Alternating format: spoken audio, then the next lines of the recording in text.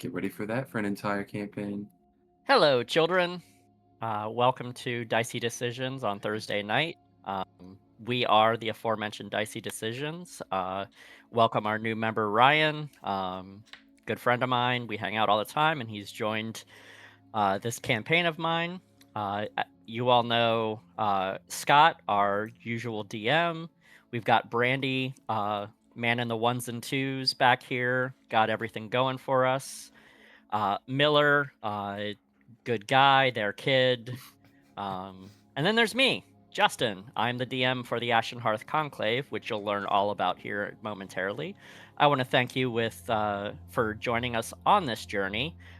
This has been an idea I had probably 2 or 3 months ago that I've just been filing away to make this campaign. I hope it works out. I hope everyone enjoys it. We will be taking some pieces from Adventures in Forgotten Realms, the 2024 book.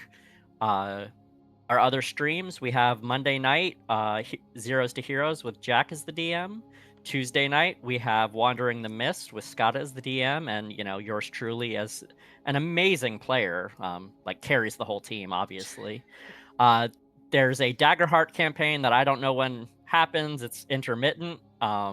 It's but- It's going to be every other Monday, opposite the Zeros to Heroes. Now. Okay, so Monday's going to be flip-flopping between Daggerheart and Zeros to Heroes. Awesome. We also run one-shots with our Discord members. We've done any number of things. I ran a Halloween World of Darkness. There's been Daggerheart. There's been Christmas Fiasco. a Christmas Fiasco. There's been what's the one that starts with a C? Candle something? Candela Candela. Obscura. Yeah, Candela Obscura. That one. We've done a lot. And if you want to join us for some one-shots, hit us up on our Discord. If you want to suggest some one-shots, we could be down for some cyberpunk. We could be down for riffs. Give me some Marvel superheroes. Anything we want. I know D&D just announced Star Wars, and I'm one of the world's largest Star Wars nerds, so that will definitely be happening. But anyway, with all that being said, does anyone have anything to say before we get into tonight's session? I do. Just super excited to get to sit on this side of the table for more than a one shot. So super excited to play in a full-fledged campaign and can't wait to dive into this character. I'm so glad that he's not the DM for this, because I don't have to threaten him to sleep on the couch. See, now the threats just aren't going to work. Right. So Yeah. I'm glad to finally be starting from the beginning. I got to play the last one to the end, but not from the start. Ryan, anything? It's great to be here. I hope I don't know. I am so brain today, but I hope to have fun with you guys, and I really appreciate the offer to be here. Absolutely. And yeah? Nuts. Oh, thanks. Also, if you wanted to extend your threats, I'm sure Stephanie is watching, so just convey to her the threats, and Okay. they will make it to me. 100%, I'm on it. All right, so you might be wondering, what is the Ashen Hearth Conclave? This is going to be explained shortly, so let's dig in. The four of you find yourselves amidst a crowd of 40-ish like-minded individuals from all walks of life. All races are represented in this large wooden guild hall, which you got there through an illusory mountain bringing you to an old Netherese fort that has since been repurposed into the Ashen Hearth Conclave. The door, ironwood, inscribed with the symbols of the Lord's Alliance, the Emerald Enclave, the Harpers, and the Thieves Guild of Baldur's Gate. Protective runes barred entry until they opened, seemingly on their own. Lights sparking up, leading you to the center guild hall. You all found your way to a table, rows of tables, and you're not necessarily together at this point. You are one of the crowd.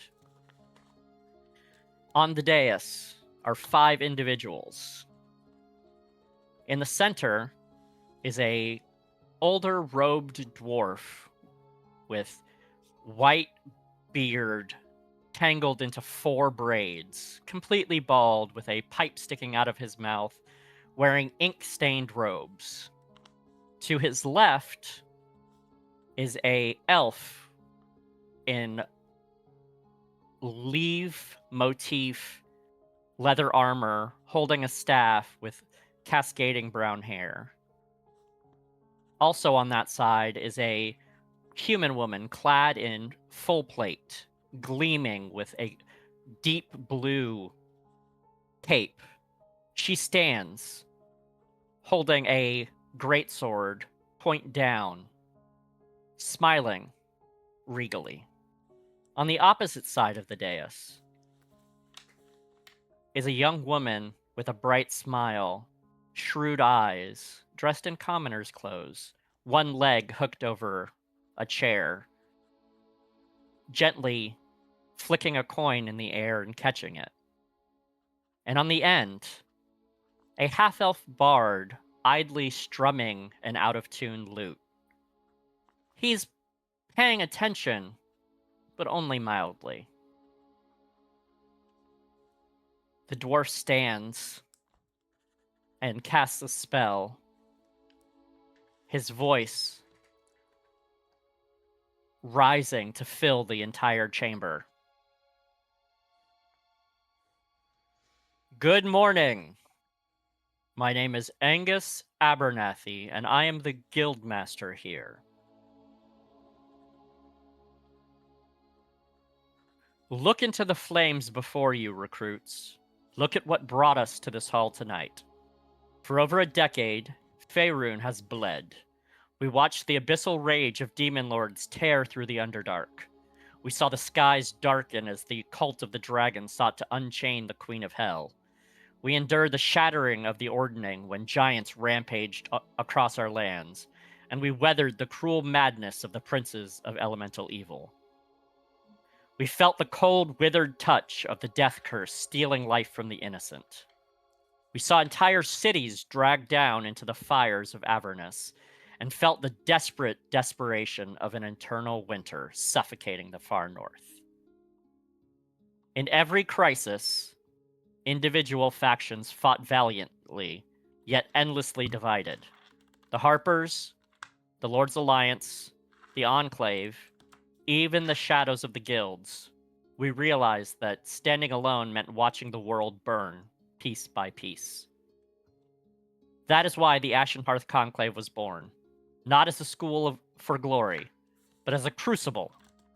Here, 4 powers unite to forge something stronger than steel. You. The Ashen Hearth Conclave is no mere alliance. It is a furnace, forged by those who have already looked into the abyss and survived. Sponsored by retired adventurers and veterans of past calamities, our purpose is singular: to stand ready when Faerun inevitably calls for salvation once more. We operate beyond the reach of kings, beyond the whisper of gods, and beyond the pull of mortal crowns. Borders cannot bind our path, and faith shall not dictate our blade. Our duty belongs solely to the innocent. Every mission, every strike, every sacrifice is carried out with the survival and safety of the people of Faerun at its absolute heart. Know this: we are never cruel in our endeavors, but we suffer not cowardice. Where others turn and flee from the darkness, we step into the breach. We look to those fleeing from danger, and we advance. Before this hearth, your past does not matter.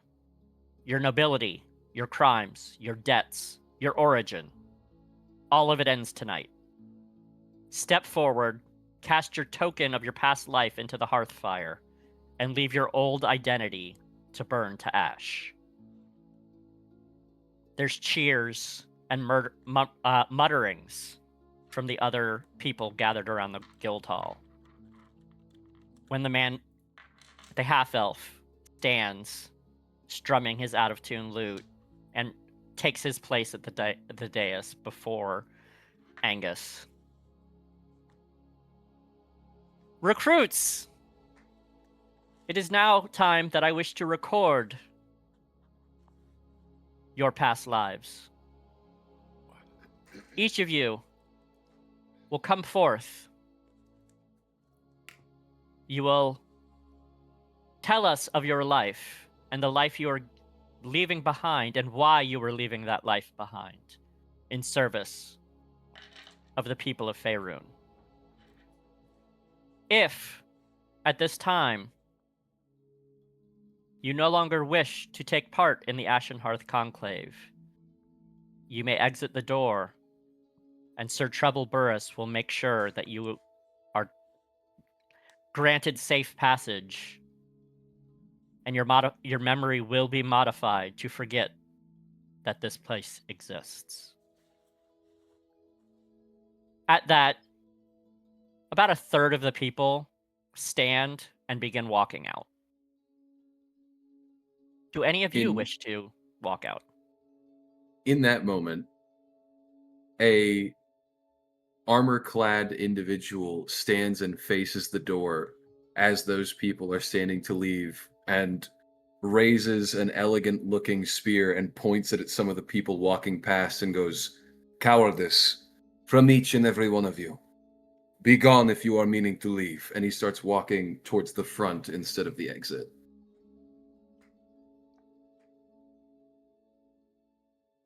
I am Jasper Gallos. I am the Harper High Counselor here. I operate in the behest of the Harpers, and each of us council members are members of our faction. But we hold no sway over the political machinations of this organization. We are instructors, and we are advocates. You, with the spear, you have chosen a brash and forward approach. I wish to hear your tale first. Speak your name, your purpose, and take an item representing your past life and cast it into the fire. And as he says that, the brazier in front of him lights this soft purple fire, cackling a cold, not warm. You see a man, roughly 6'4", slim but very strong, elegant in stance, with a long polearm that he stamps twice on the ground before speaking. He seems trained, but in what you might not be sure. He says, "My name is Eloi Undyne Galiom. I was a squire to a noble knight back in my homeland of Suzael. I swore an oath at a very young age to the ones I loved, to do all I could to get where I am today and to protect those I cared about.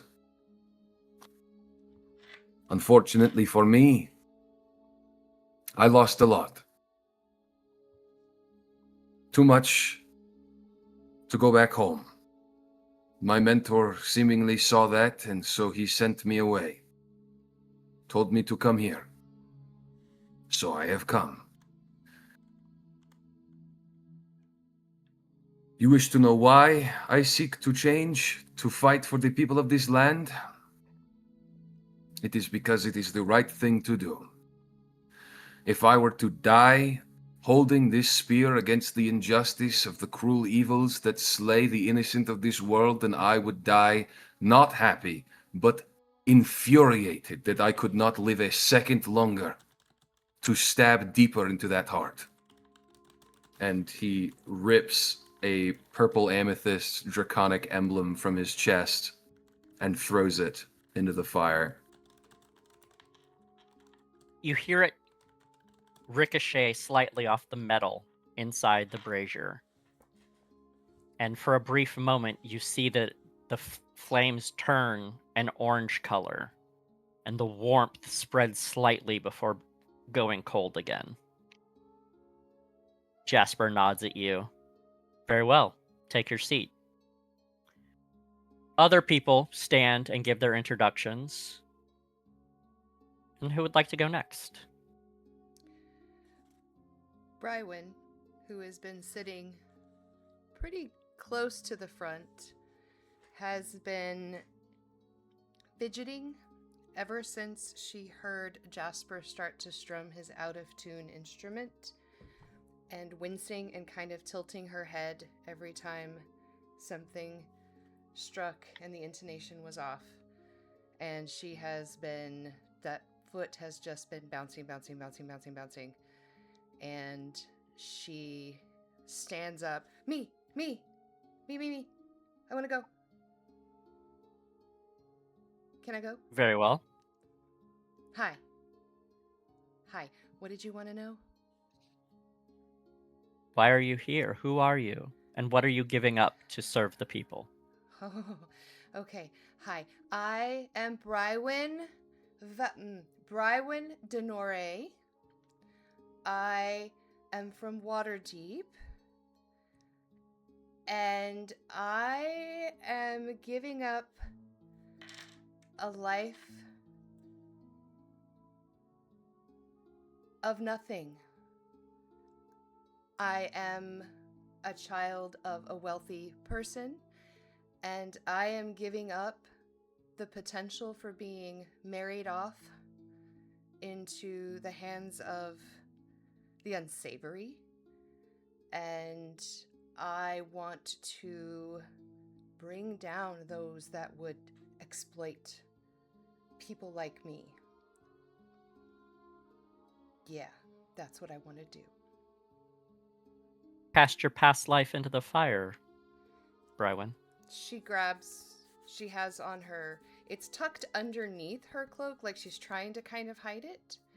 And it's a pin, it's her family crest. It's the Valasar family crest. And she takes it off.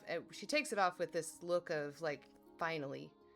And she throws it in, no hesitation whatsoever. Same kind of thing. It makes a nice thrumming sound as it hits the edge. The fire turns orange for but a second, and you feel the warmth encapsulate you before it goes to the dark purple again, and it's emanating cold. She smiles, and as she turns around to go sit down, she walks past Jasper and just kind of whispers, "You're out of tune. You're out of tune." I know. And then sits back down. He hits the chord again, and it's slightly out of tune, but you feel the bardic magic in it, like it's intentional. Okay. He's trying to keep eyes on him. You can give me an Arcana check. Okay. Here we go. First roll. First roll the campaign. Yeah, it's There gonna you be with a go. 1. That'd be Oh. funny. It's 2 ones. It's a 15. You recognize from your teachings in bardic magic, he is actively using the enthrall spell. Okay.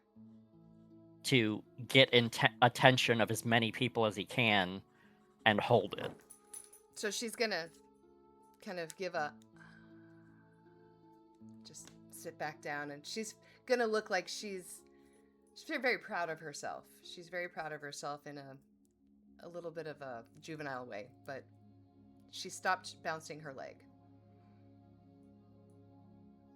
Enough of this, Jasper. And the full-plated woman strides forward. Go sit down. I will take it from here. Your shenanigans can be wrought no further. Recruits! I am Lady Freya Vardmadra. I'm here representing the Lord's Alliance. And we are the law and the nobility. throughout Toril. Though I do not wish to give up my lands and titles, I believe in the cause here at the Ashen Hearth. Please, those of you who have not come forward and enlighten us. And one or two more people come up before her eyes fall on the Goliath. Says, "You interest me. Step forward." So the Goliath, who is almost 7 feet tall, covered in like leathers and hides from various like cold weather animals, approaches forward and says, "I am Nalak Jinsayan Athanatake, son of the great chieftain Krond Dragonbane Athanatake.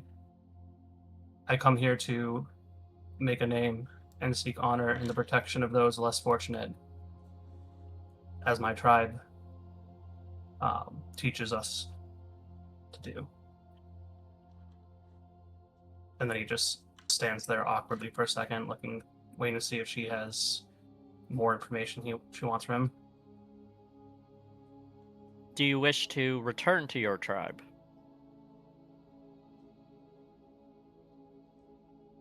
If the gods will it, and if I can do enough, perhaps one day.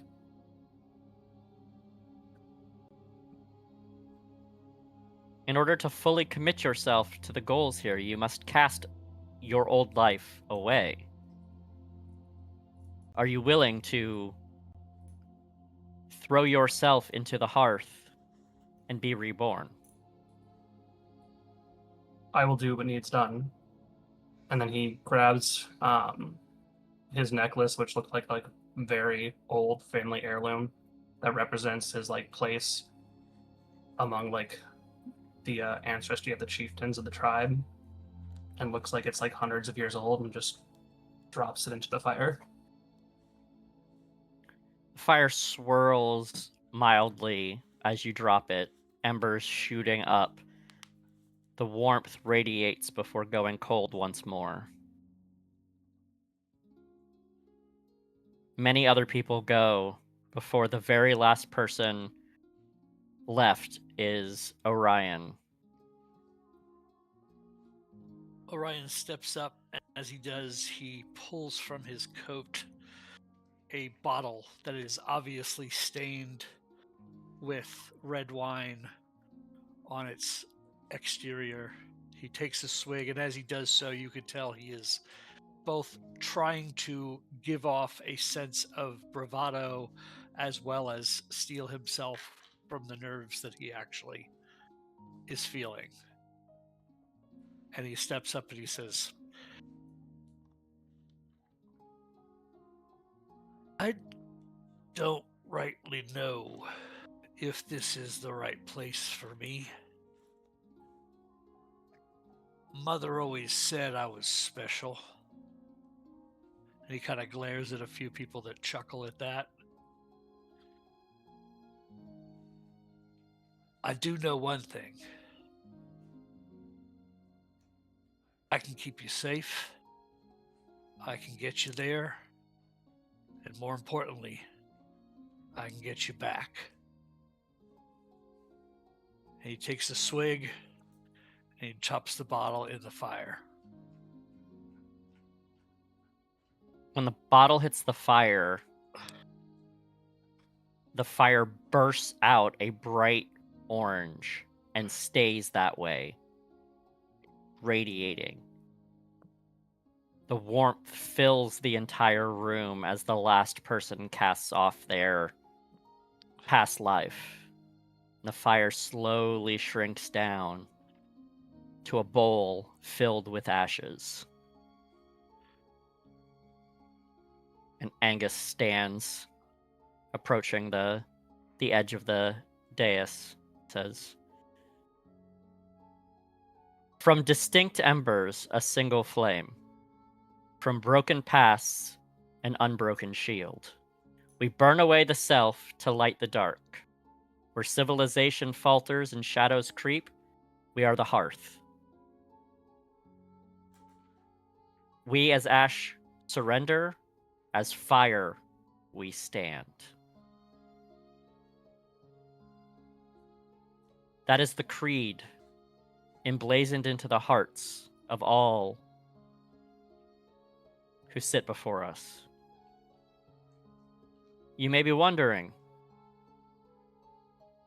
that's all well and good, but what does it mean? What is your purpose here? What will you be doing?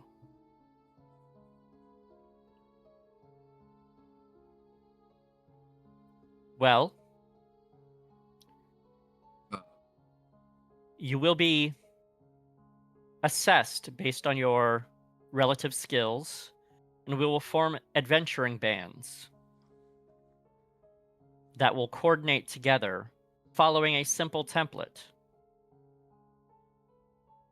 The standard adventuring group is between 4 and 6 people.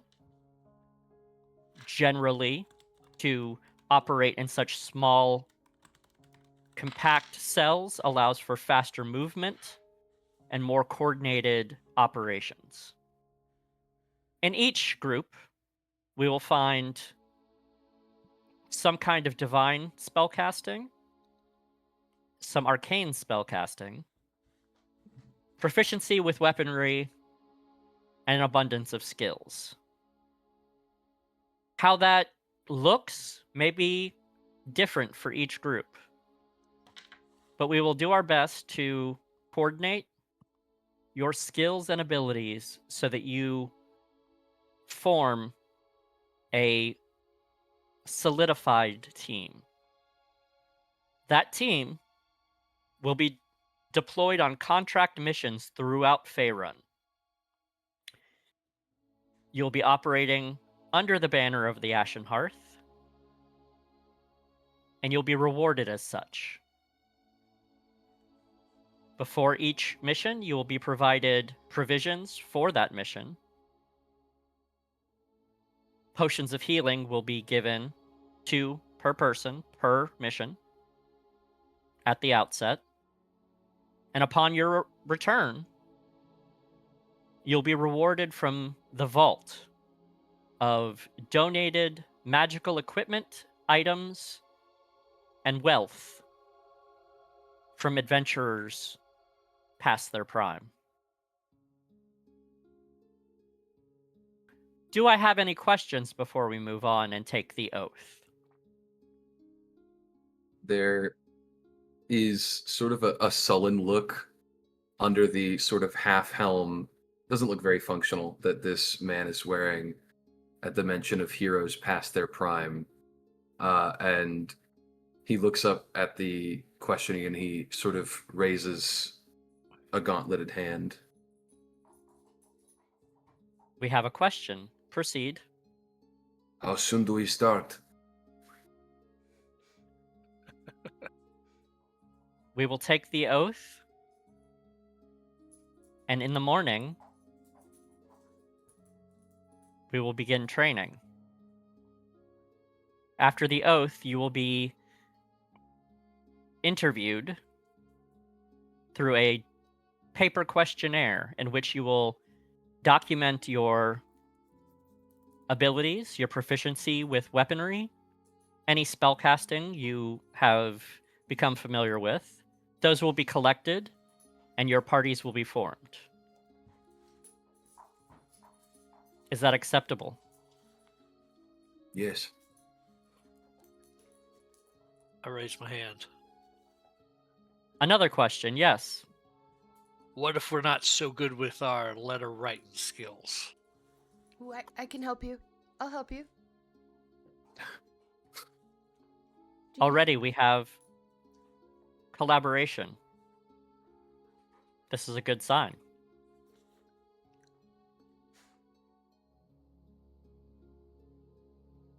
Around you are a few dozen of your brothers and sisters We are now all a family. And we look out for each other as a family.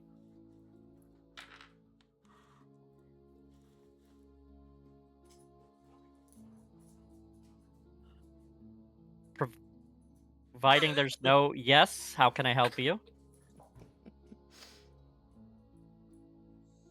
Sometimes family leaves. Yes. I don't put faith in family at all times. Do not put faith in family entirely, but you must put faith in your band of adventurers. You should have the trust and knowledge that should danger happen, each and every one of them would give their life for yours. And you feel the same about them. It is only with complete trust and complete faith you will succeed the harshest of cataclysms. Isn't that something that happens over time? That is why we train you. We'll start small. The missions will be tiered based on your experience. Once you have some missions under your belt, you'll have the opportunity to specialize in your job with the team. And we can help with that. Any resources you may require.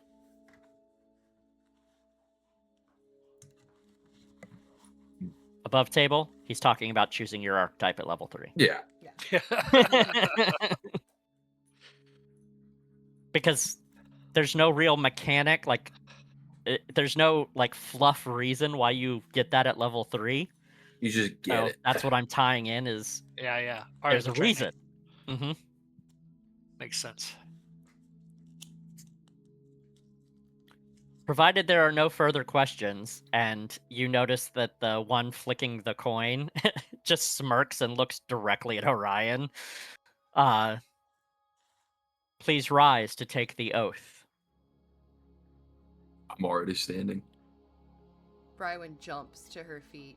She is like vibrating with excitement. She is like so excited. Ryan Malak's been stands. standing this whole time since the chairs are too small for him anyway. Then please,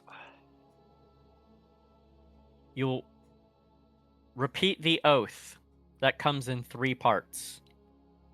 First, the renunciation. I stand before the hearth, leaving my name to the wind and my past to the dust. I cast away the safety of my kin, the comfort of my home, and the peace of quiet life. The ties of blood and crown no longer bind me. My old self dies in the cold, unremembered and unwept. And there's some muttering as everyone slowly repeats it. And I assume you all repeat it? Mm-hmm. Yes. Yes. Brywin's a little theatric as she does it. The second oath is the vow of the wanderer. I take the road as my roof, the stars as my guide, and the conclave as my family. I swear to wander the wild places, to face the beasts of the dark, and to stand as a wall between the helpless and the encroaching night. My blade belongs to the quest, my life belongs to the journey. And you can tell, as people are saying this one, they're getting kind of emboldened. Like, this is inspiring. Yeah, this one definitely speaks to Orion. So he's a little more full-throated with this section. And finally, the spark. From this hour until my final rest, I am the ember in the dark. I am the spark that ignites the blaze. My life is ash, but my spirit is fire. And with that, they all begin cheering and clapping at you all. Welcome to the Hearth. And several attendants start passing out pieces of parchment that on them are generic questions of like, are you good? Are indoors, outdoors? Are you good in the wild? What kind of spellcasting are you proficient in? What weaponry do you use? Have you ever been in a fight? What crimes have you committed? And there's parentheses next to it. All crimes are absolved. We just want to know what you're good at. Fair enough.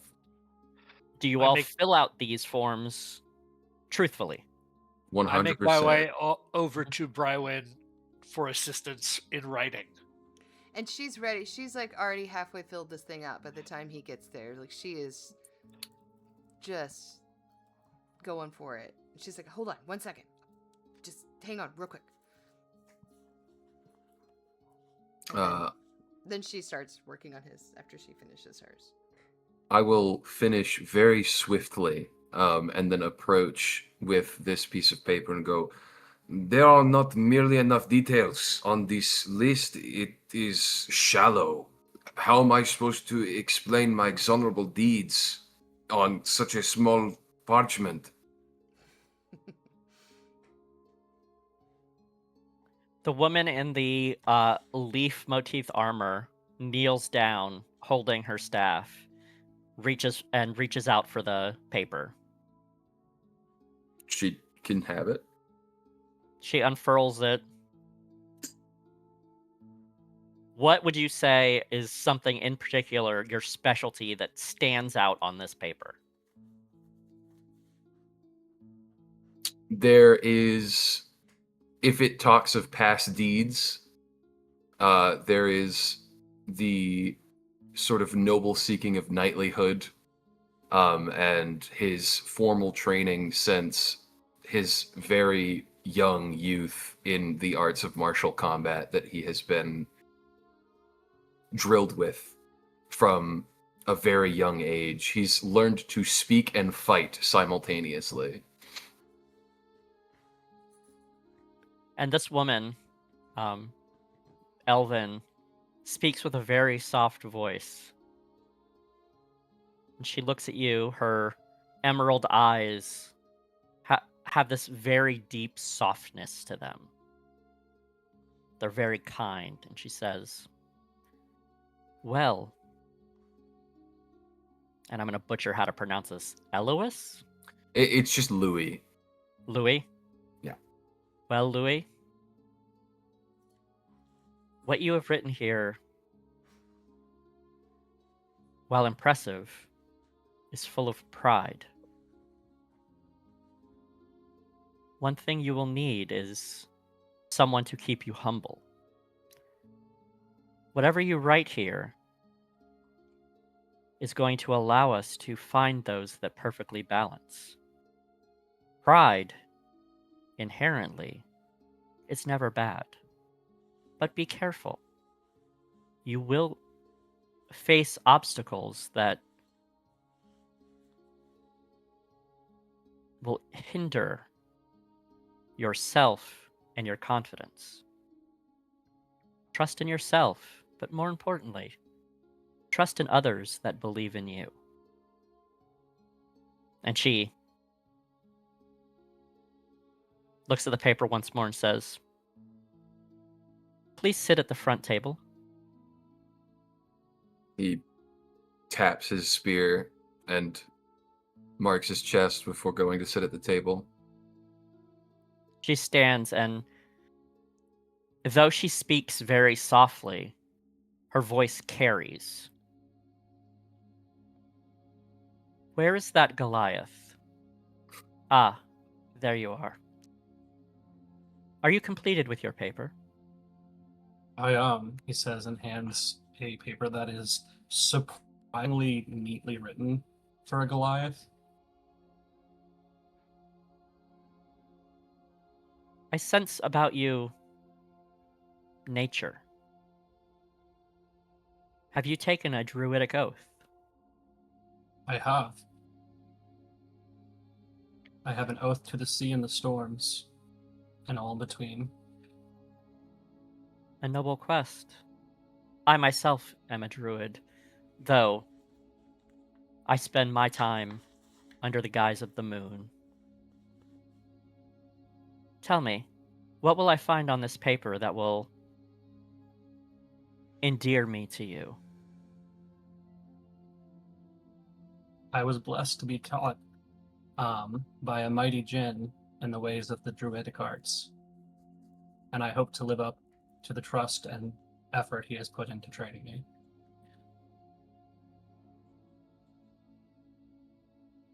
I can appreciate that and understand your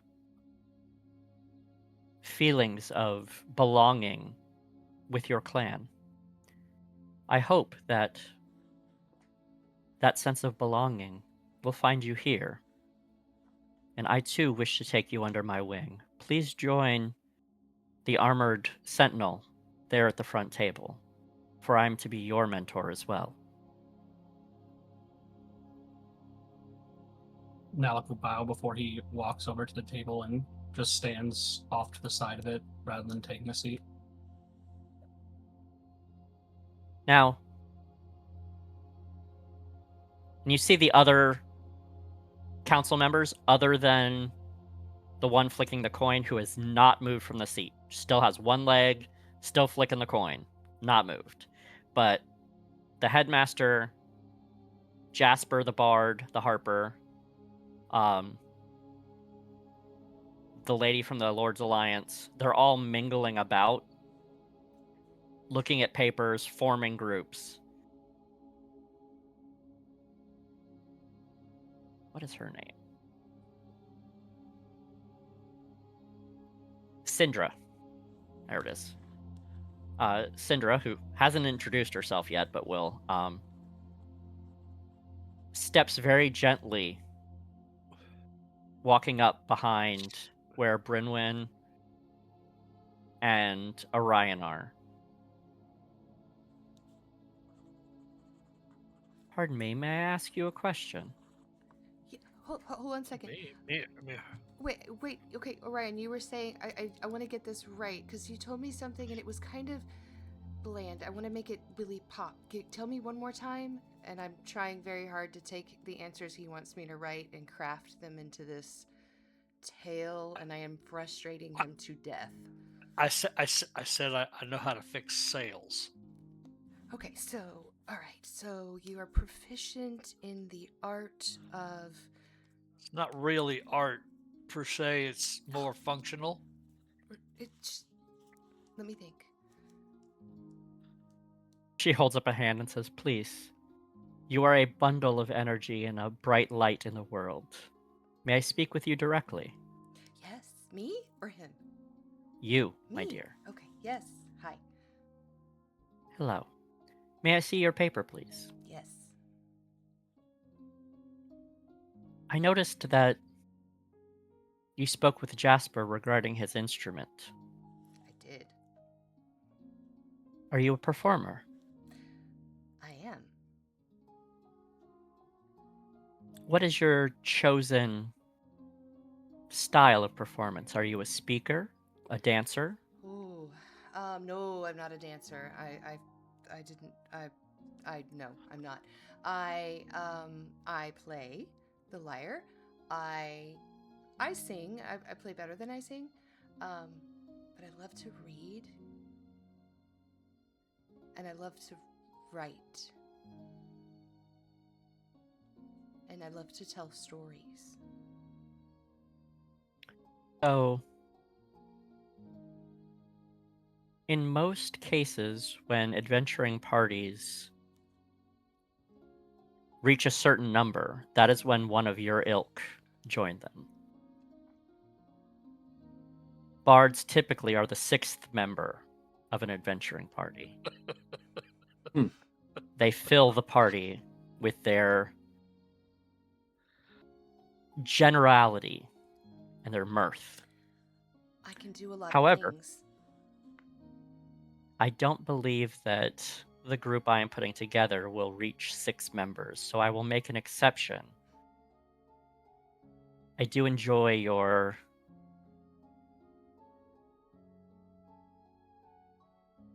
joy.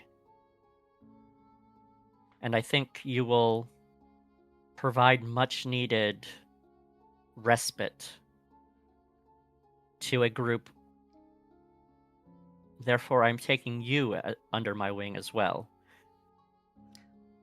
Really? Yes, please join the Goliath and the Knight at the front. She starts to get up, and she's so excited, and then she realizes she hasn't finished filling out Orion's form. She's like, can I help him finish this first? I am so excited. Thank you so much, but I don't want to leave him. There's no need. Okay. Bye. She sits down next to Orion. Tell me, why did you never learn your letters? There wasn't time. Mom raised me, working constantly in the shipyards. There wasn't time. You're diligent. I work Hardworking. hard. I work hard. I was taught that. My grandmother would have slapped me silly if I didn't. Not a teaching method I prefer, but it does have an effect on I mean, upbringing. She's not that strong. It didn't really hurt. I prefer positive It was reinforcement. effective, though. I'm a fan of the positive reinforcement. Now tell me. And she just glances at the paper that is clearly over embellished. He's right. Definitely not my words. Tell me, young Orion. What do you bring to a band of adventurers? In your words, not the words of a bard. Well, like I said, if I'm supposed to be here, it's because I can get people where they have to go. I'm an outdoorsman. I'm a sailor. I'm a hunter. I'm a gatherer.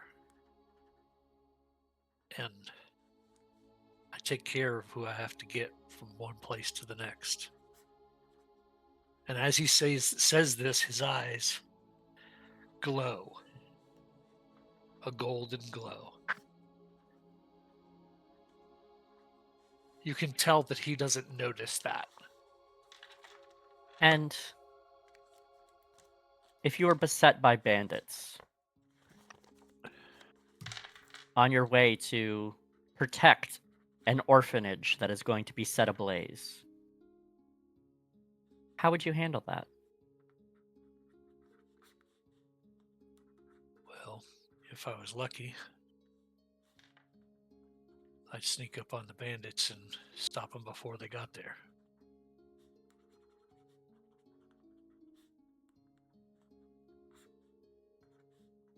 I believe I will also take you into my band of adventurers, if only to temper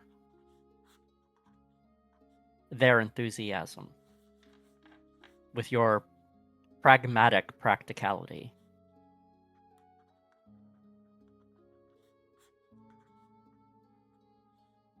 Please Well, join them up there. I was hoping you'd say so, because that eager knight, he's going to do a lot of work around camp. And I just start walking to the front table. She walks around and she forms 2 or 3 other groups as well. And you're all sitting there around the end of a long table, looking at each other. I see we have met the minimum stated requirements for a group of individuals to be placed together. Yeah, 4. That's the easy way to say that. That is what I was saying. said it with less words. I got special I am permission noticing. to be here. I got hi. We all got special permission to be here. It's kind of the point. No, but what I do, like, I'm not usually a part of a group this small. Well, that's what she said, so. There is an immature farce to be made with that statement, but it is not important. What? It's you all. He points at Orion. Orion, no luck. No luck. And then Brywin. Brywin. Right? Those were your titles, your names? Yes. Friends call me Ori. I am Nadak Jensai Afanatake. Right. That's a lot of words. It is appropriate to have a title and a full name. It is commendable. I will show it respect. If you wish me to pronounce it in full, I will. Nadak bows his head slightly and says, "That would be appreciated." Understood. You see that Orion just kind of breathes heavily and realizes he didn't hear all the words that were said, so he's gonna have trouble. He's gonna wait till he hears it said again out loud. Oh, don't worry, you'll have plenty of opportunities. The knightly man will sort of stand. If you are to be on my team, I should have you know.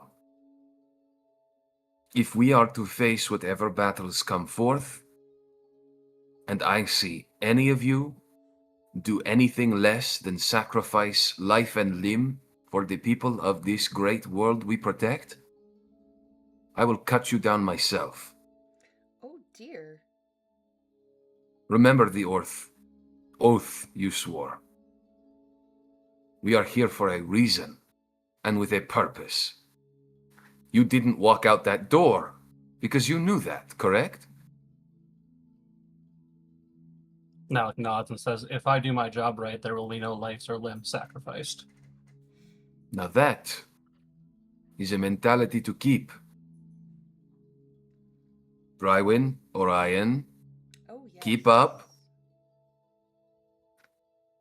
He sort of smacks the big guy's shoulder and goes, I'm beginning to like you the most.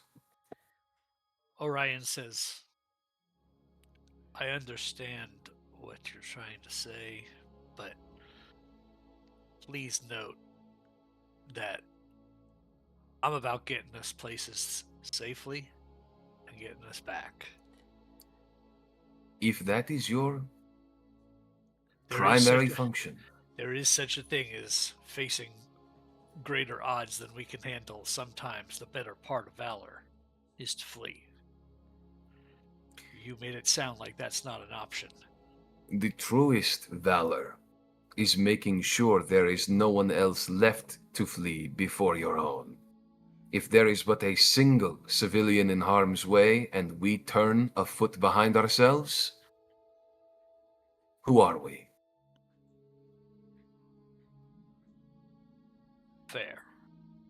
I'm just really excited to be here. I'm really excited to be here. I can see that. I'll do everything I need to do. I can't promise I won't you- mess up, but I take direction. Proficient in Oh, something yes, lots of other things. than writing? Lots of things. Well, I could tell you, but that would defeat the purpose, wouldn't it? no. Not really. If we are to be a team, to know your skills would be a boon. I am an excellent fighter, one raised from birth to challenge odds significantly higher than my own. If you need a stable blade or a stalwart shield, that is why I am here. I know my purpose. I'm particularly good at convincing people of the things I want to convince them of. I spent my entire life keeping myself out and off the radar from my father, keeping to myself, staying So, out of the way. I have been placed on this team with a charlatan, a craftsman, and an heir. Good to hear. Which one of those am I? You're the craftsman. The only thing I've heard you say since you've entered here is that you like sailing boats and that you've fixed a sail before. If you have any other skills, I'd love to hear them. I told you, I'll get you where you gotta go. That I'll was get what you I back assumed safe. was part of, you've said that a good few times. Hey, What I know a lot about involves? nature. I know a lot about things. I've read a lot of books. It's literally one of the only things I've done most of my life.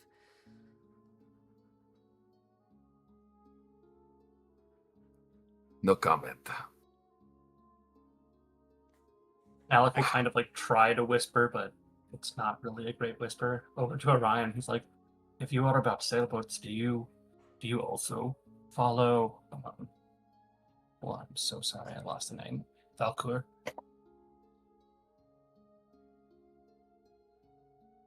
I don't think I've ever heard that name. It's a lesser god of sailors' favorable winds in naval combat. I don't much believe in power from the outside. Power That is comes unusual. from within. Every Power living can come from being. both. Well, what I have experienced, it's what you bring to it. What each individual brings to it. That is true. It doesn't matter the tool if the hand that wields it is incompetent. I will say this. I'm far more comfortable in the woods or on ship than sitting here in this inn. But Brywin's mumbling can- to herself. I also know I about can make history. do wherever. I can also get us out of a fix, if need be. Sitting next to you, the elf sits down and says, "I didn't properly introduce myself. I'm Syndra Fenless. I'm the council member that represents the Emerald Enclave. My duties here are to protect nature and the encroaching planar chaos. While that does not influence the missions that you all will have, it is important to know where my specialties lie as well. In my druidic circle, I would be known as an archdruid. I've passed my prime in adventuring, and I took part in many of the aforementioned events that Mr. Abernathy conveyed. You may be asking yourself why I chose the four of you. It could be fate, could be intuition. It could be that I like that you spoke up. The real reason is irrelevant.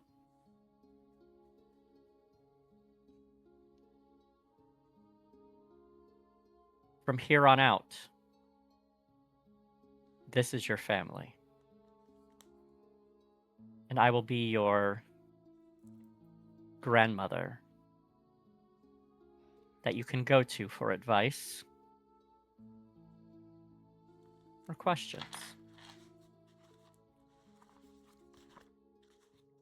But your first task is to leave this hall together.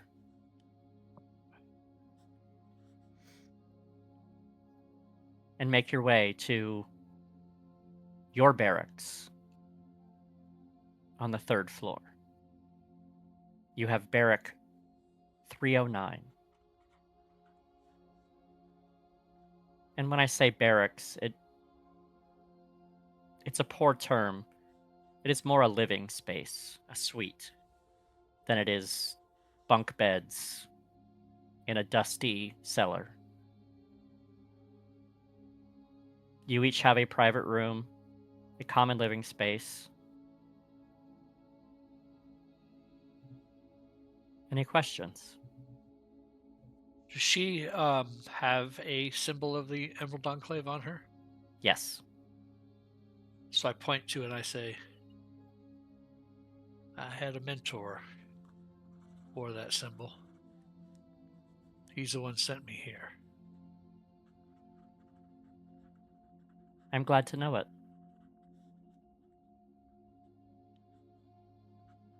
The Enclave is very dear to my heart. And though we as council members are not true members of the Ashen Hearth, we did not forsake our past lives. My devotion now is to the 4 of you.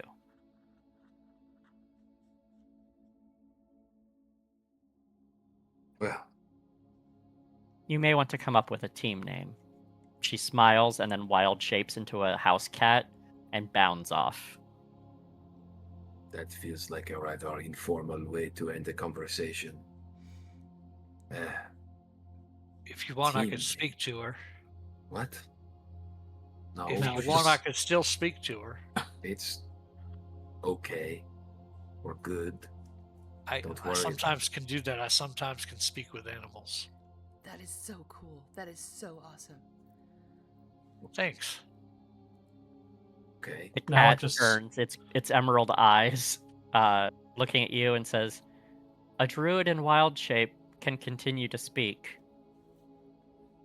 And just I just keeps kinda going. look at her shocked. Oh, well, I guess we all can speak to animals, I guess, now. Malik just kind of laughs and is like, I can't believe we were in the presence of an arc druid. It seems rather important. I suppose they said something about their team name. Does anyone have any sort of preference or? I've Well, never there's been part of a team before. there's so many possibilities.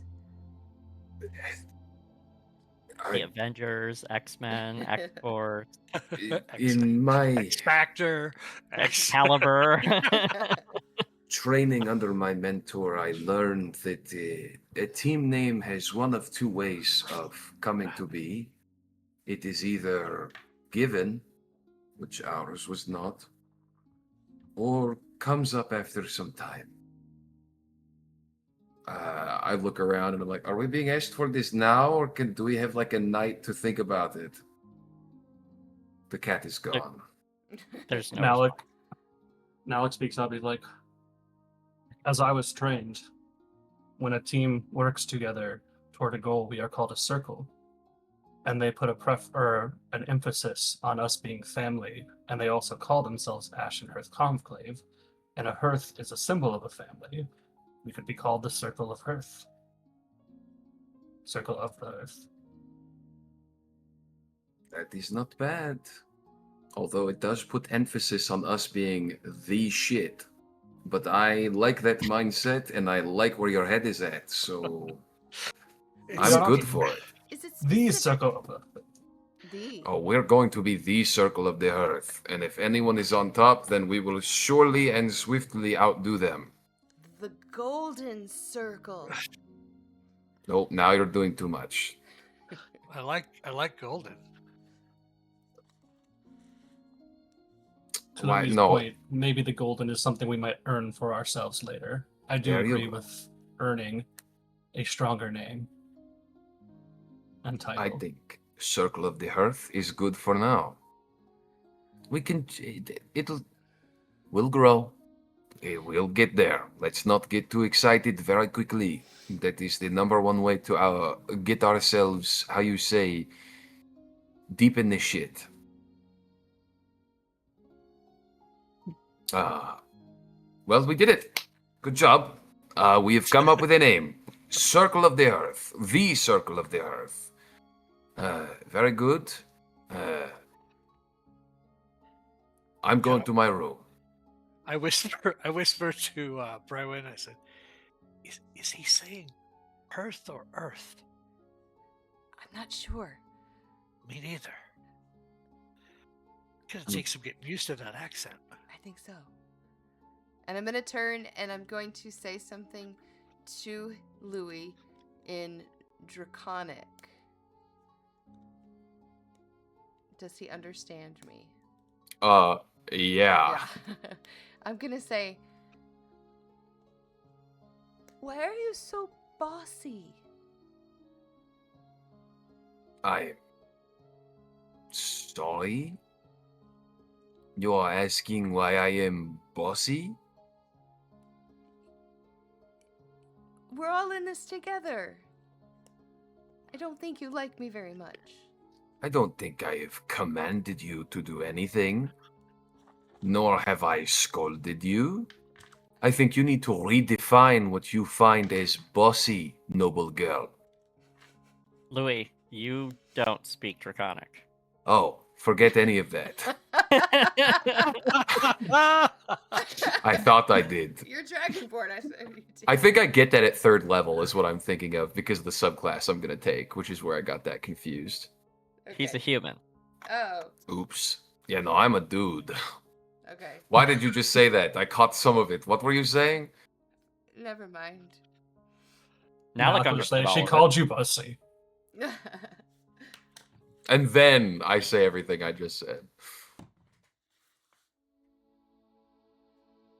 Well, whatever. That is a pretty smart thing to discuss if we're going to be working together. What do we have any other languages besides the common tongue in common? Well, let me check because I thought I had more than I did, so let me look. I will have more eventually. Do any of you? And he starts moving his hands and gestures. What are you doing?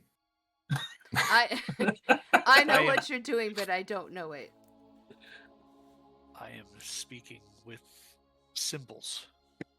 I do not know that language, although I did pick up the particular language of a common enemy of the coast. I know how to speak Orc and Goblin.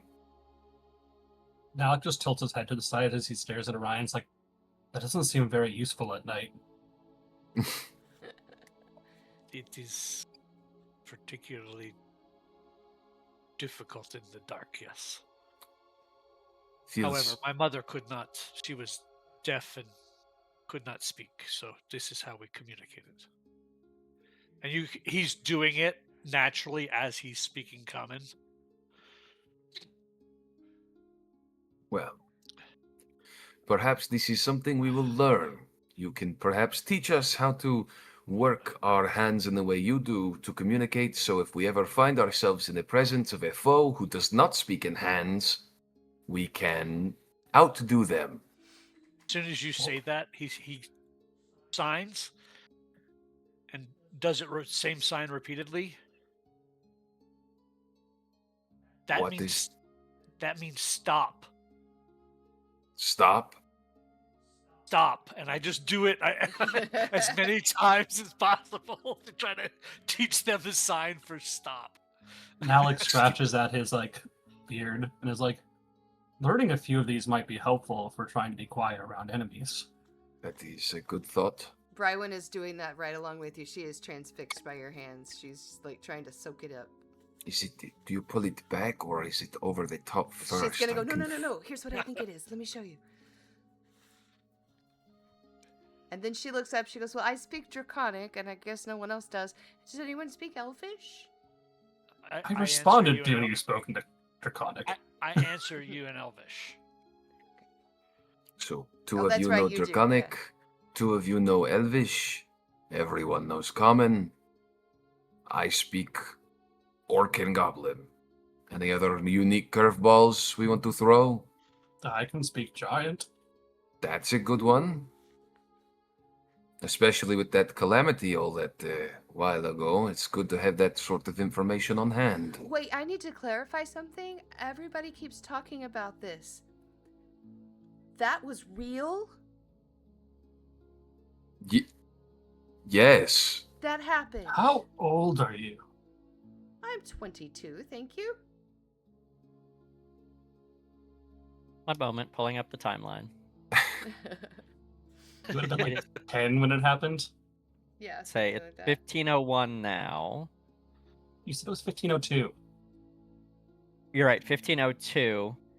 And which one are we talking about? The Storm The, King. Yeah, which I think was Storm King Thunder? The 97. Ordning? Yeah, that was not that long ago, actually. Or no, 91, 92, I think is when it happened. Yeah, that was 20 years ago.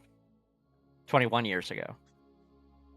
Your math is off. It would have been 11 years ago. Correct.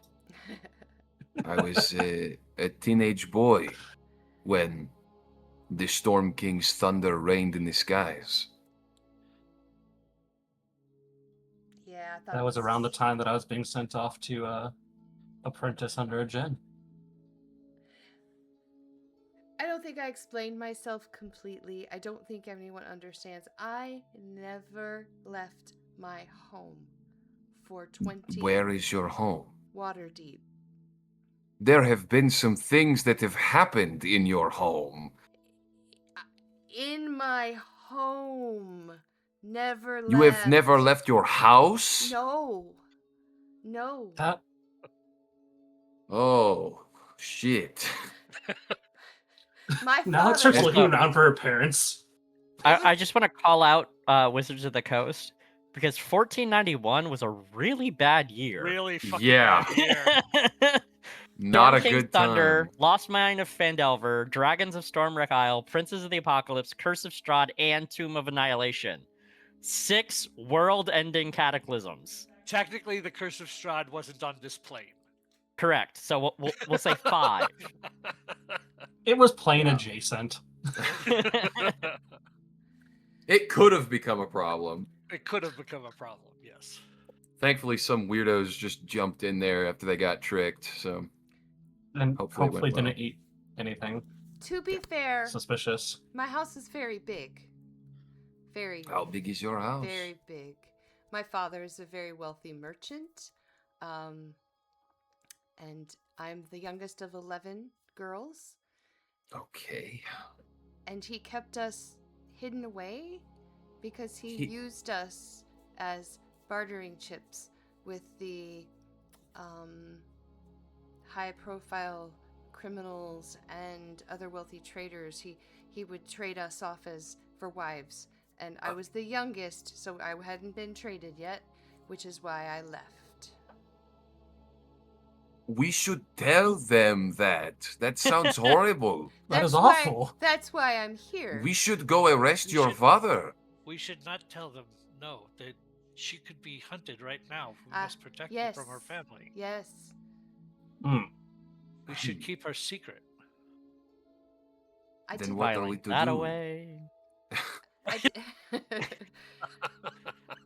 I If We're there is stepping. a gallivanting master criminal selling away girls to... No, not selling Crooks. girls. No, he used us to strengthen his alliances. That is the same thing! It's just selling you with extra steps.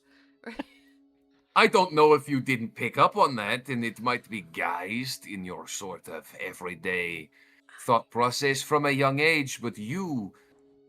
Oh my god! Well, I know it wasn't good. That's why I Gods. left. You're Did going you to have say to it? be with us, at least one of us, whenever you're in a town. Yes. You're not walking around town on your own. Yeah, I start immediately inspecting, like, your cloak. Is it big enough to cover your features? Those kind of things. You have to understand, and I didn't do this earlier. Brywin is fairly tall for a girl. She's got, her hair is this sort of, it's like she was going for sort of a choppy bob, but she did it herself, and it's not the best. And she dyed it red, and she did it herself, so it's not the best. And it needs to be done again because her roots are kind of blonde and they're coming in. She's kind of dressed like she picked some clothes out on her way down the road, kind of thing, but she doesn't quite look like herself before, very much on purpose. So she's not there like, girly girl. She is trying to conceal herself in that sense. And it's obvious because she's done a terrible job on her hair, and you can tell that's not her real hair color. She still had her family pin on, which she threw away, so she's trying, but she doesn't quite have it all together.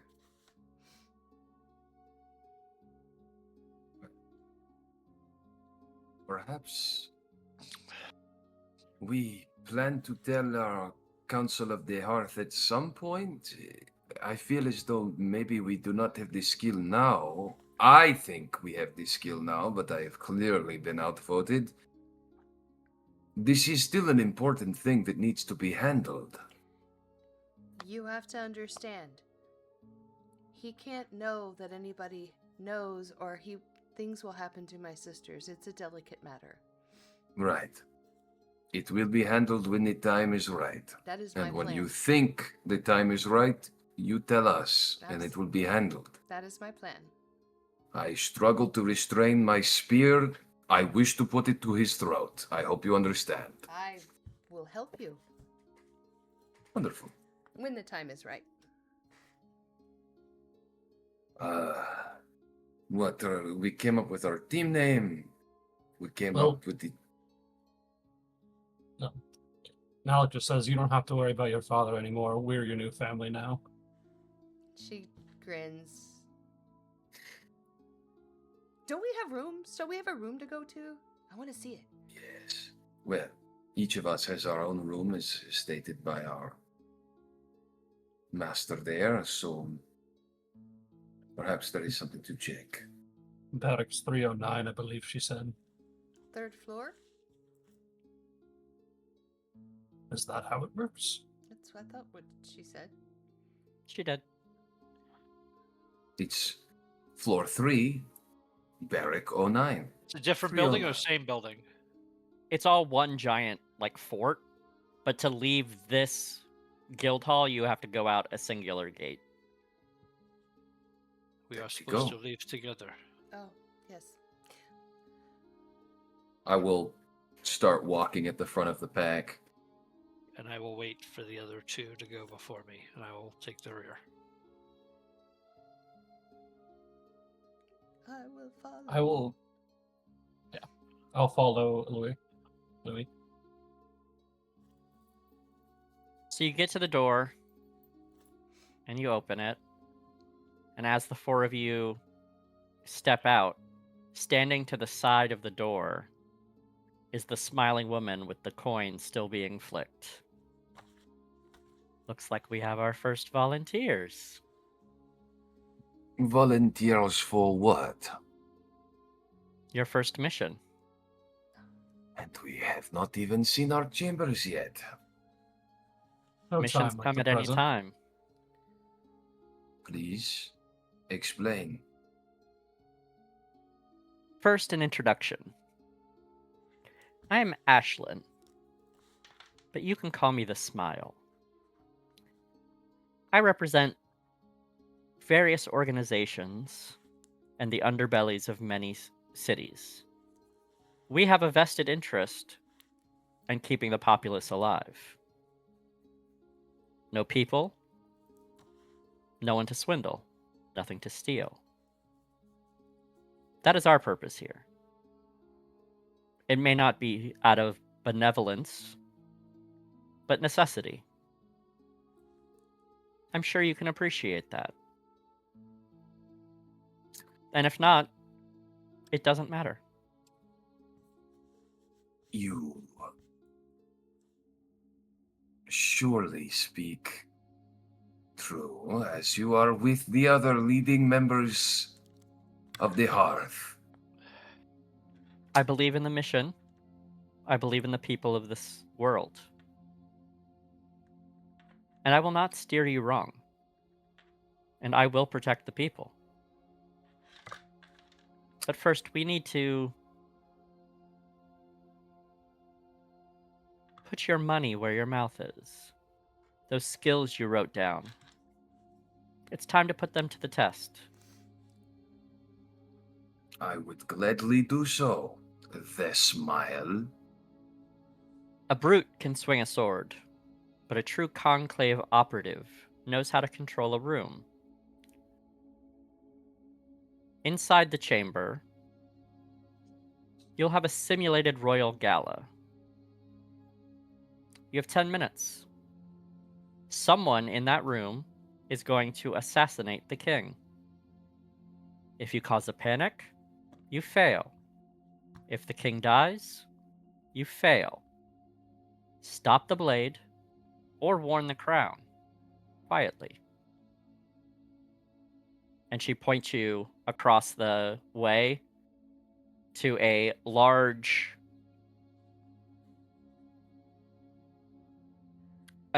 set of double doors.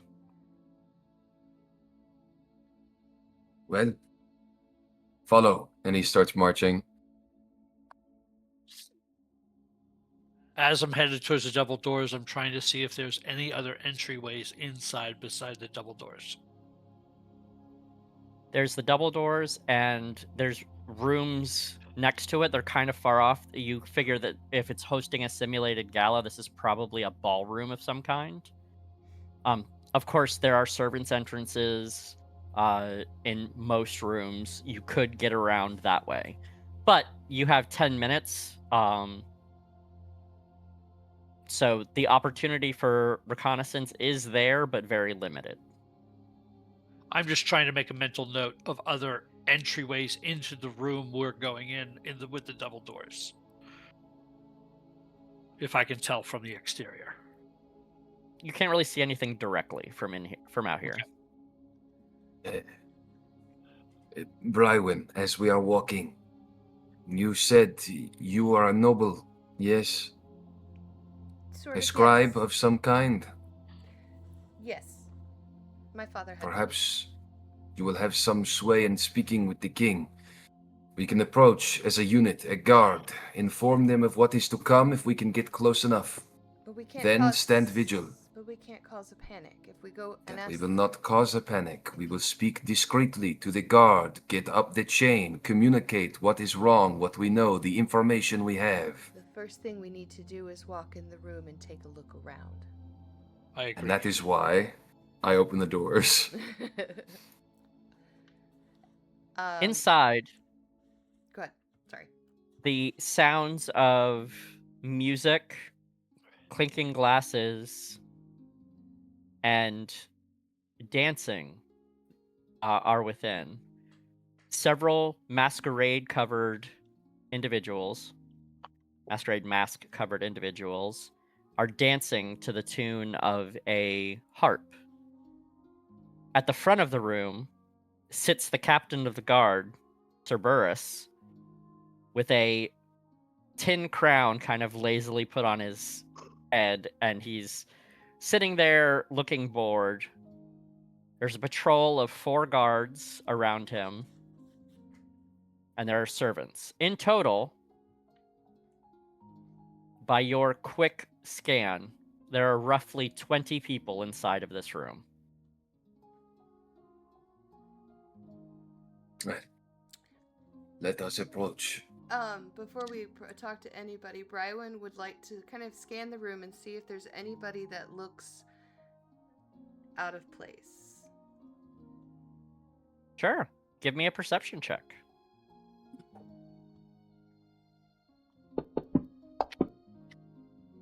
10.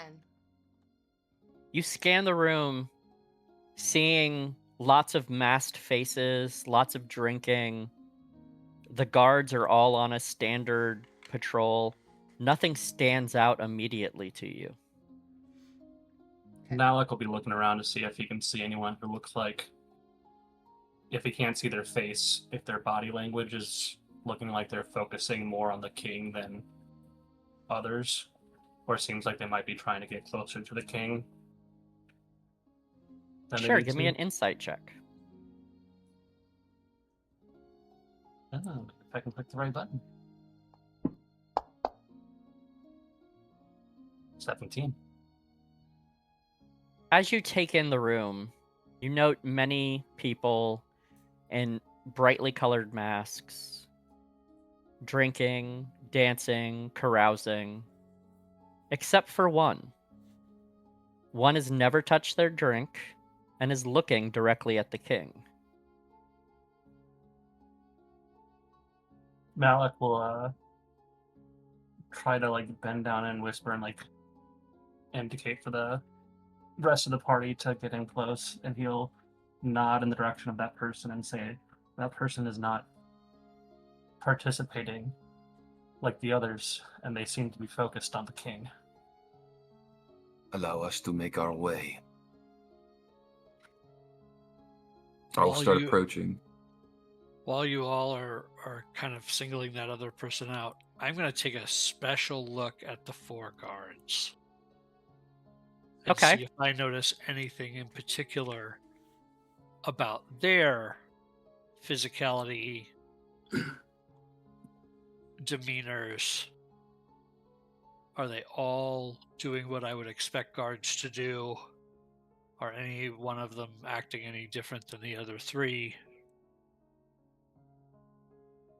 I will allow either a perception or insight check on this. I will do a perception. That's an 11.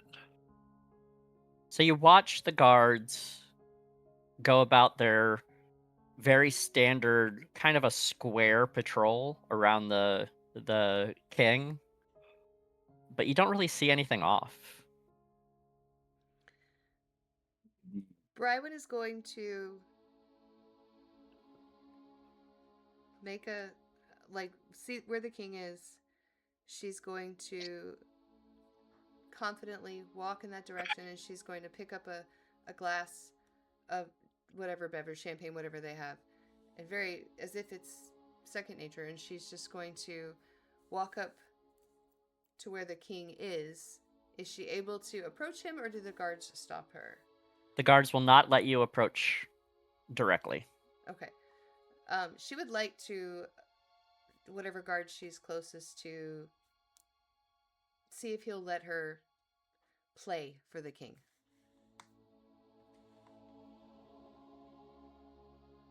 What do you say?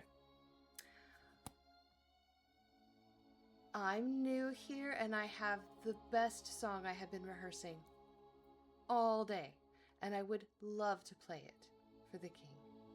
May I?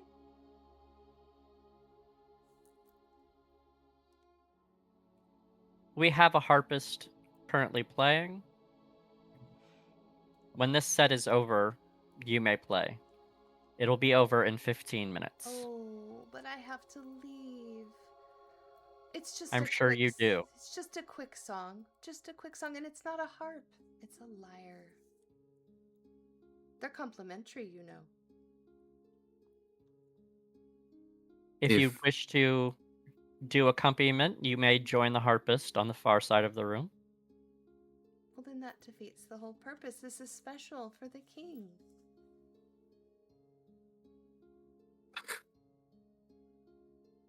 Give me a perception check.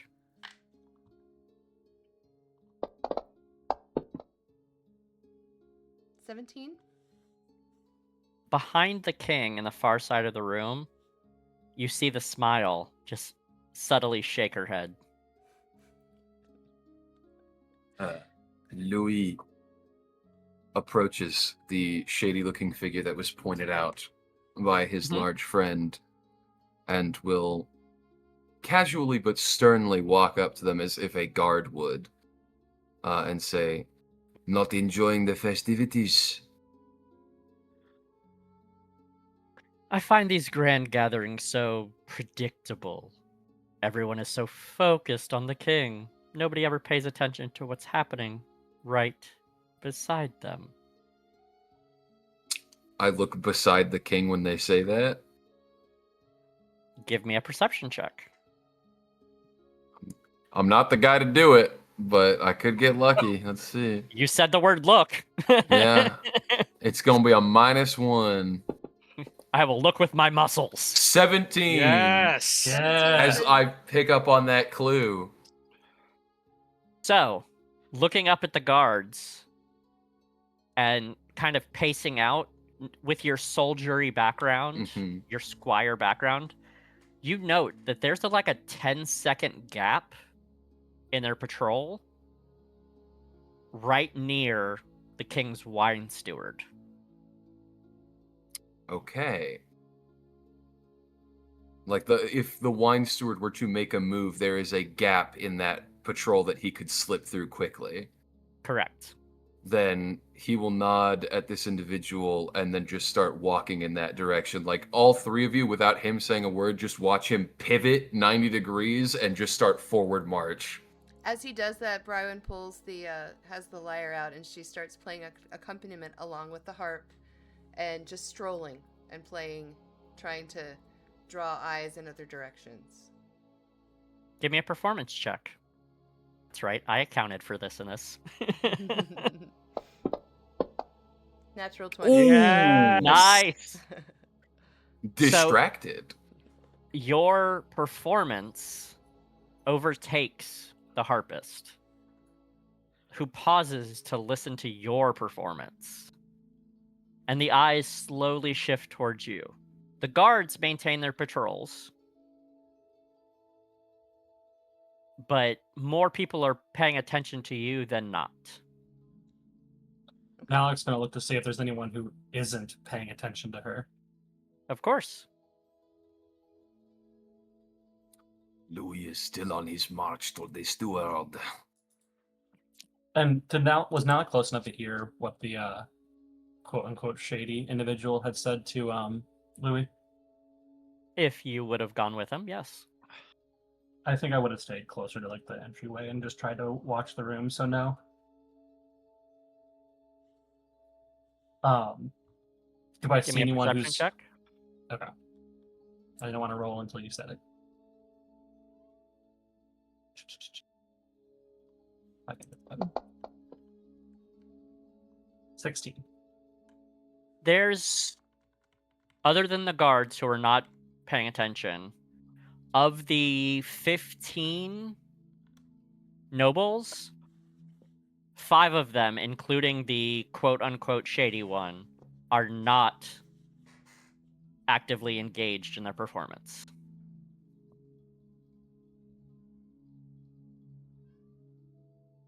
If I see Louis moving it like with purpose, and I'm I was just checking out the guards.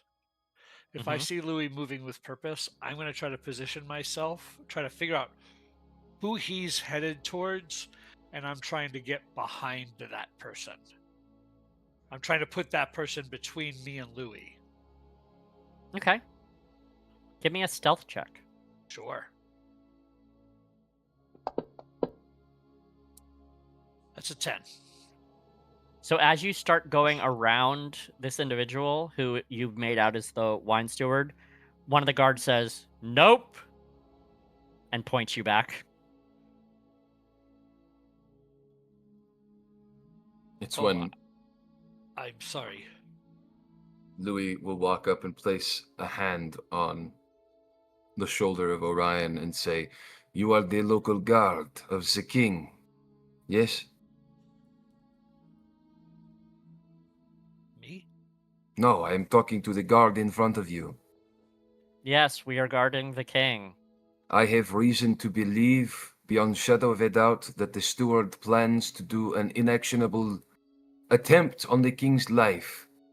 I am saying this to you discreetly, man to man, while all of the nobles behind us are pleasantly listening to music, you do not have to let me do it, but as a fellow man of station, I believe it is of your best interest to at least check the steward behind you.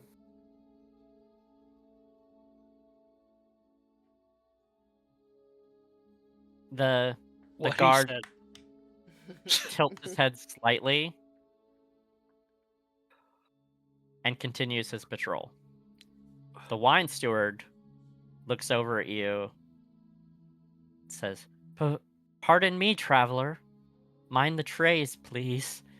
The guards on the dais are on high alert tonight, and I'd rather not spill wine anywhere near the king's polished boots. I glare at him from across the guard line, and I can't get to him. I didn't convince the guards, but I'm just staring at this guy like, if you touch the king, there will be more hell to pay for you than 10 million ne'er-do-wells that rest in the hells below.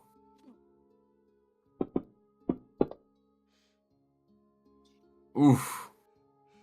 Sir Trouble stands up, says, Sadly, this counts as a commotion, so I'm afraid you all failed.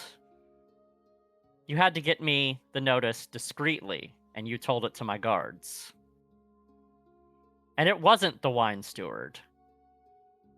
He looks over at the shady individual. Kale there is the assassin. You spoke to him directly, and he successfully misdirected you quite easily. Better luck next time, Circle of the Hearth. And at the back, the smile's just going. I pick up a javelin and just throw it into the wall next to the smile. Well, shit. And I just walk out. If you could kindly not reveal any of the details of this mission, there are many more groups to proceed. I am proud to take this learning experience and will mark this failure for future reference. And I turn and I leave. Brywin stops as we're listening to all of that and then returns to finish her song, and then she leaves. 1 second, it has 3 more bars. Just give it some time. Almost there. Wait for the bridge. I have to resolve. As you make your way past the other groups waiting, you note that they are varied races, varied equipments. Some ask you what happens in there. Do you reveal anything? No. No. Your barrack is a common living room with 5 doors off of it, 4 bedrooms and a privy. It's, think college dorm furnishings. Like, it's not nice stuff, but it's functional stuff. It's okay stuff. You each have a comfortable mattress, a comforter, a small safe in your room, and a journal on top of the nightstand. And that's where we're ending tonight. And I thank you all for coming on this journey. The Ashen Hearth Conclave, our first foray ended with a little bit of a failure. Yep. But that's training. That is training. I will say that first mission I'm particularly proud of. It was really fun to write that. That was fun. Yeah, it was cool. It was very, I think, telling that everyone sort of fell into what they were trying to be naturally good at or what they had done before, and it sort of led to the right idea but the wrong execution.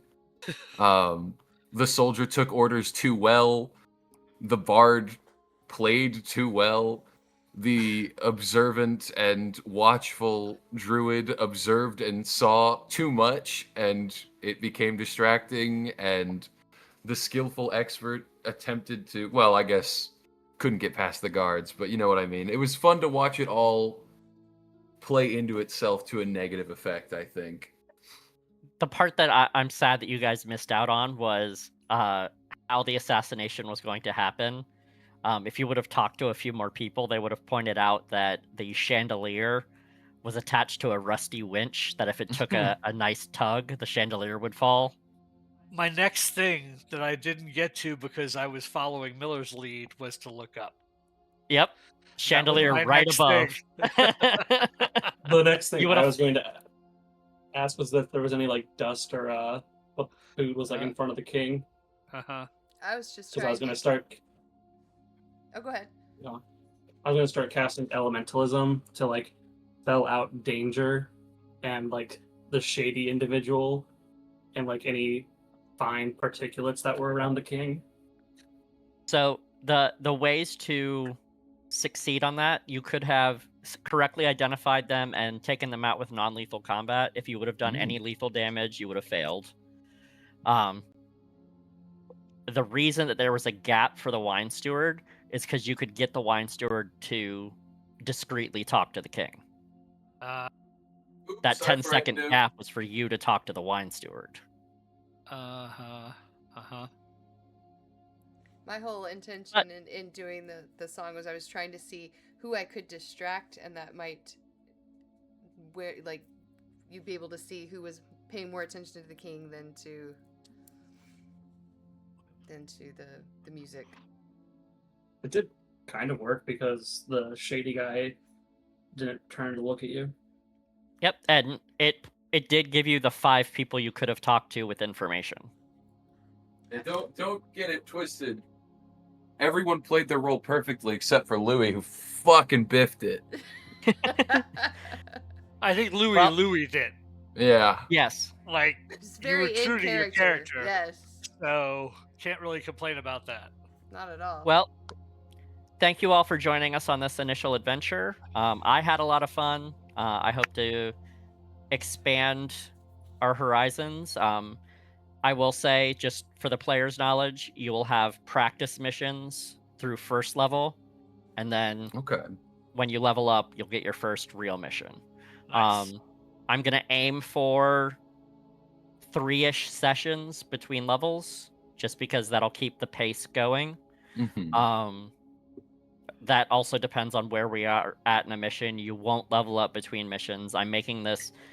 anyone that is familiar with MMOs, this is very MMO themed. You're going to get a mission, you're going to go on the mission, you're going to return and get a quest reward.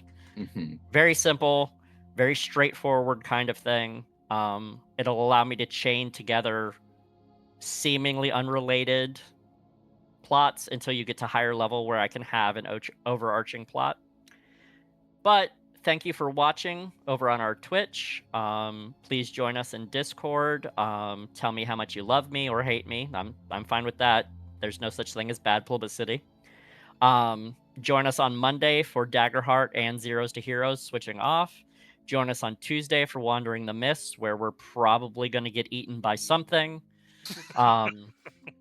And don't forget to love each other. I'm stealing that from Critical Role, because right now the world is shit. So put love out there, put love into the world, and we'll see you next time. Good night. Bye-bye. Bye. Night.